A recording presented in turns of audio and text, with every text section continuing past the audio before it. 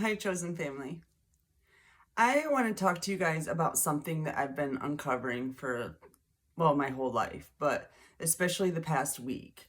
I've been going through past memories that have been resurfacing, that have been blocked, and I've also been using tarot and meditation to put myself in places to see exactly the pieces that I'm missing.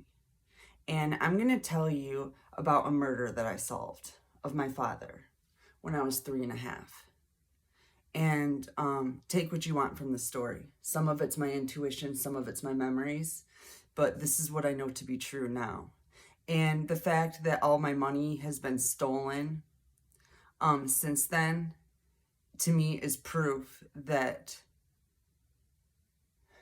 of the immoral acts that were committed against me by my mother. And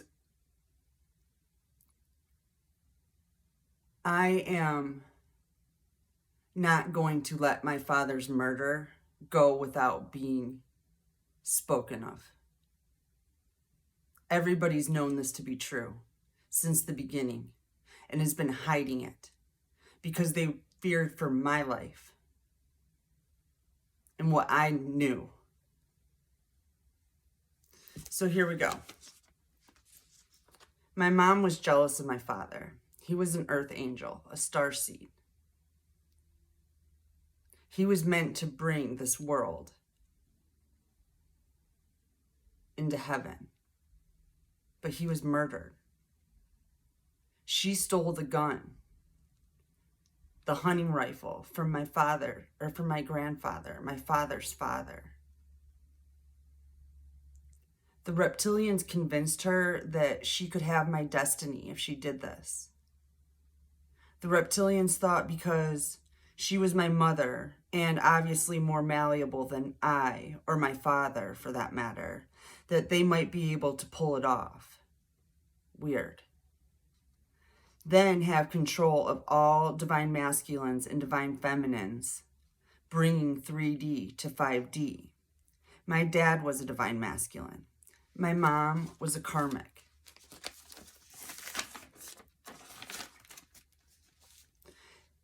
They told my mom about my dad's destiny and that it was not hers. They told my mom of my destiny and promised she could take my place and my father's and rule in heaven.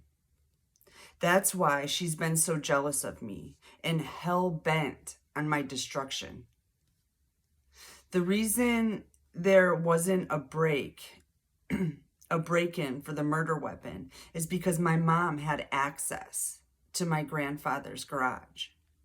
She was the only one. That was the only reason why it was not deemed a murder. It was deemed suicide. The reason she had an alibi is because, is because of Bowman, the cop that lived around the corner, is the one that chased my dad down at the nature center, down the main path.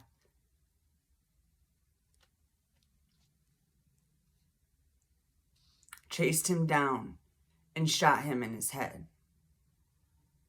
And then later described the murder scene to his son, who later described it to me.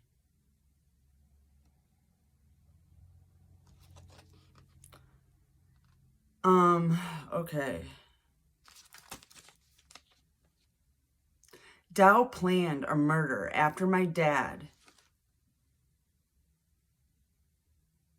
researched the pollution of the Great Lakes for the whole summer before his murder. He was a chemist at Dow that believed in free energy, solar power, free water, and had too much knowledge to keep around for Dow and their pollution of the Great Lakes. By the next year, my mom was remarried. After my dad's death, by the next year, my mom was remarried to a lawyer, and they both commenced to take every penny of money that was ever given to me, every social security check, as they didn't allow me to live in the home with them. I was homeless. I'm still in the process of figuring out what, I'm still in the process of figuring all that they stole from me. I have found hundreds of thousands of dollars that is owed to me already, and I know there's more. I think there was a payoff. And I also think that the Erin Brockovich case and the PG&E stuff with my dad selling power back to consumers, I feel like that might have had a huge thing to do with this too. Possibly there was a settlement check that my mom got. There's stuff in my name though. I know that for sure already. What else? I guess that's it. Any other details? I just want to make sure that you guys got the full story. I've been doing this over hours, and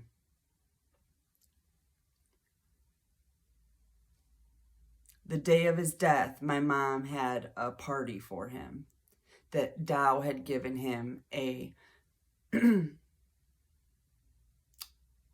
promotion, and he never came back. 3 days later, the cop